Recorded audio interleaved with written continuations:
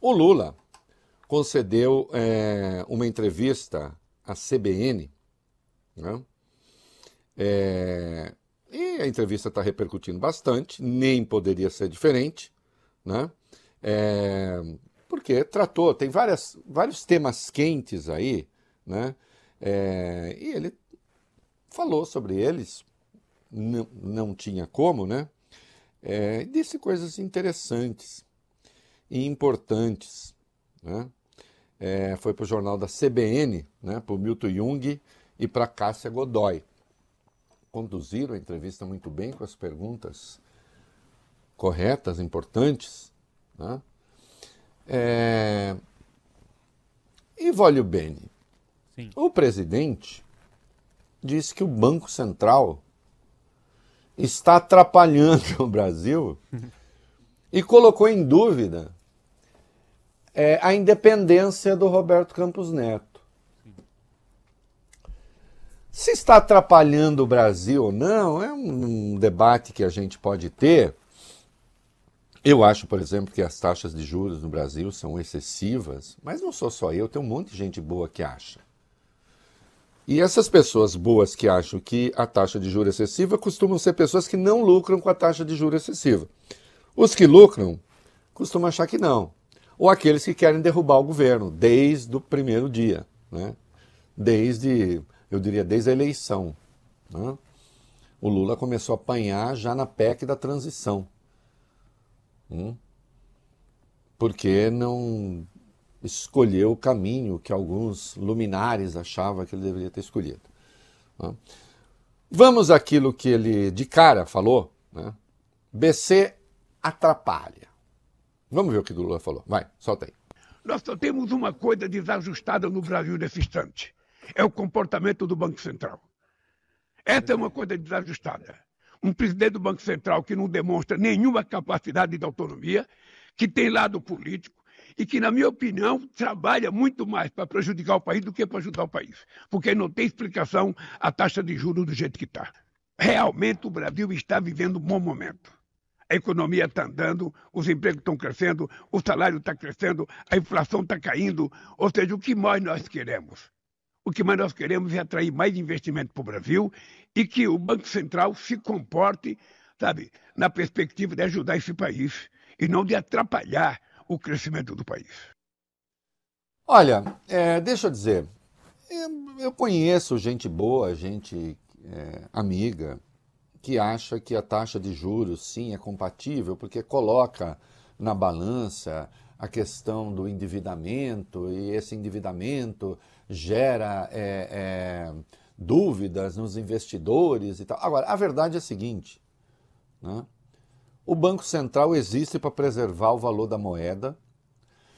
Não só isso, a lei da autonomia diz que ele tem de se preocupar também com o nível de atividade e com o mercado de trabalho. Eu realmente não acho que o Banco Central esteja se preocupando com isso, mas trabalho, atividade, né? A não ser para tentar derrubar, porque o Banco Central acha que a economia deveria estar mais fria do que está, né? Que o Brasil deveria estar crescendo menos do que está, porque enxerga nesse crescimento uma pressão inflacionária. E aí há uma maluquice que a inflação, nós deixamos de ter uma meta de inflação que considera a banda, só se considera o centro da meta. E aí se trata como se a inflação estivesse fora do controle e ela não está. E nós temos uma taxa de juros, quando a gente considera a taxa real de juros, como se a inflação estivesse fora do controle e ela não está. E, portanto, é uma taxa excessiva. É uma taxa excessiva que vai ser mantida e que agora o mercado exige que seja mantida por unanimidade. Amanhã sai a taxa. Eles vão preservar, não vai ter corte de juros. Não é? E agora se diz, e ai do Banco Central se houver divisão. Mas olha que maluquice, venham cá. Se existem 9 membros no Copom, se conhecemos os seus votos, se os votos podem ser individualizados, ora, voglio bene, Quem ganhar, leva. A maioria que se formou, pronto. Ah, não. Agora a decisão tem de ser unânime. E ao se falar que a decisão tem de ser unânime, na verdade o que se quer é patrulhar os futuros diretores que o Lula vai indicar. É isso. Na verdade, não se quer um banco central autônomo. Se quer um banco central que seja funcionário das opiniões dominantes do mercado financeiro. É isso. Deixa de ser um ente do Estado. Deixa de ser o Estado regulando a sociedade. Passa a ser um pedaço da sociedade, o mercado financeiro, regulando o Estado. Tem muito mito aí sobre essa questão da autonomia, eu já vou falar mais daqui a pouco. E aí o Lula falou, vamos pulo o próximo vídeo, vamos para o seguinte. O Lula perguntou, mas o Campos Neto é independente mesmo? Hã? Porque ele andou falando de algumas andanças do Campos Neto. E eu acho pornografia jornalística que tão poucas pessoas tenham censurado o Campos Neto, criticado o Campos Neto pelas suas andanças políticas. Não é? O que o Lula falou? Vai. A quem que esse rapaz é submetido? Como é que ele vai numa festa em São Paulo, sabe, quase que assumindo a candidatura a um cargo do governo de São Paulo? Cadê a autonomia dele? Então, veja, eu trato com muita seriedade. Muita seriedade. Eu vou escolher um presidente do Banco Central que seja uma pessoa que tenha compromisso com o desenvolvimento desse país, com o controle da inflação, mas que também tenha na cabeça que a gente não tem só que pensar no controle da inflação, nós temos que pensar também numa meta de crescimento. O mercado, muitas vezes, sinceramente, muitas vezes o mercado não contribui com o país, porque especulam. Mas não é que ele encontrou com o Tarcísio numa festa, a festa foi do Tarcísio para ele. Foi uma homenagem que o governo de São Paulo fez para ele. Certamente porque o governador de São Paulo está achando maravilhosa a taxa de juros. Então, quando ele se autolança a um cargo, eu fico imaginando, sabe, nós vamos repetir o Moro? O presidente do Banco Central está disposto a fazer o mesmo papel que o Moro fez? O paladino da justiça, com o rabo preso a compromissos políticos? Então, o presidente do Banco Central tem que ser uma figura séria, responsável, e ele tem que ser imune aos nervosismos momentâneos do mercado. Bom, o que eu vou falar? Se o Lula fala isso no dia 18, eu no dia 13, dia 12, escrevi no UOL. Jabuti na árvore. 2. Campos Neto, o ET autônomo e preferido da oposição. Porque ele tinha participado de um evento na Assembleia Legislativa, o Tarcísio discursou ali, depois teve o jantar no Palácio, e disse, esse é meu ET preferido, meu ET predileto. E eu apontava que o Roberto Campos Neto estava no lugar errado. Depois, no dia 13, Berreiro, pois fala de Lula, soma reacionarismo e má fé. E o tal Campos Neto? E o tal Campos Neto, de novo, fora do seu lugar. Mas não foi só dessa vez que o Campos Neto estava fora do lugar. Depois daquela conversa do Banco Central, o Banco Central não decidiu por unanimidade o corte só de 0,25. Depois daquela conversa, ele andou dando palestra, ele andou falando e colocando em dúvida. E colocando em dúvida a seriedade do Banco Futuro, do Banco Central do futuro, um Banco Central sem ele. Nesse evento com Tarcísio, depois no Palácio, ele fez previsões negativas sobre a economia. E ele é o presidente do Banco Central. Ele recebeu um prêmio das mãos de um deputado que se manifestou contra a posse de Lula. Não é? Ele recebeu o prêmio das mãos de um deputado que fez discurso golpista. Que atacou a segurança das urnas, que atacou o processo eleitoral. Esse mesmo Roberto Campos Neto, que numa reunião em Washington antecipou ao mercado financeiro que os juros não cairiam meio ponto, conforme era a decisão do Banco Central, que ele preside, e sim 0,25, mudando a decisão do Banco Central. E que vai a uma reunião da oposição, ou não é da oposição? E diz, e se oferece para ser ministro da Fazenda, do Tarcísio. O que há de errado na crítica do Lula? Você pode concordar com a política do Banco Central, eu não concordo. Eu estou com aqueles que não concordam. Não sou só eu não sou economista, mas há muita gente boa que não concorda. Não é? Há muita gente boa que reconhece com Lula que os números da economia brasileira são números bons, muito melhores do que eram no governo Bolsonaro. E não tinha essa patrulha. Não é? Mas, enfim, as pessoas podem ter divergências, desde que o presidente do Banco Central não seja um agente político. E é o que o Roberto Campos Neto está sendo, e é o que o Roberto Campos Neto se mostra. Um agente político. Então, quero ser seu ministro da Fazenda, é melhor não se candidatar agora, né? Se candidate agora, não, em 26, porque haverá um ciclo ruim na economia. Se candidate depois, e aí a consagração. Agora, em qualquer caso, serei o seu ministro, se preciso, seu ministro da Fazenda. Isso é autonomia?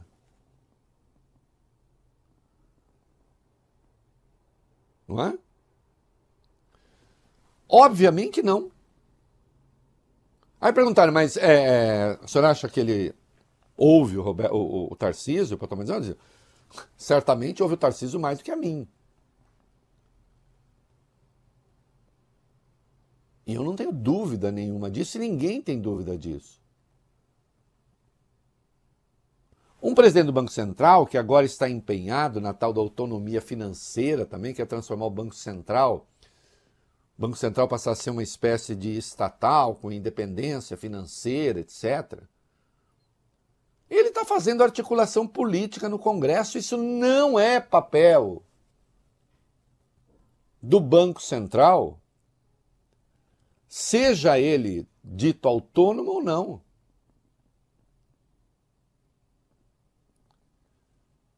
Então é claro que o presidente descontente com a taxa de juro vai fazer a crítica. E que mal que há nisso?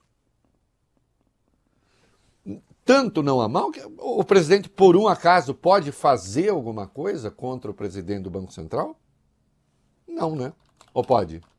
Não que eu saiba. Porque um presidente do Banco Central só poderia ser demitido pelo Senado. E ainda assim teria de ser coisa muito grave, teria de ser coisa muito séria. Né? Então, se existe autonomia, e se nós temos um presidente do Banco Central que pode criticar o governo, porque isso acontece, a análise do Campos Neto, que são críticas, ainda que indiretas, à política econômica, então nós temos um presidente eleito que não pode criticar o presidente do Banco Central? Olha aqui, tem uma máxima atribuída ao César, né, que não foi imperador, tá? Momento Romano. cultural. Não chegou a ser imperador. O primeiro imperador foi Otávio Augusto. Não foi o César Augusto. O Augusto César é o que trabalha aqui com a gente da nossa produção. Né, o imperador, né, aqui da Band News FM. Não, Otávio Augusto, primeiro imperador.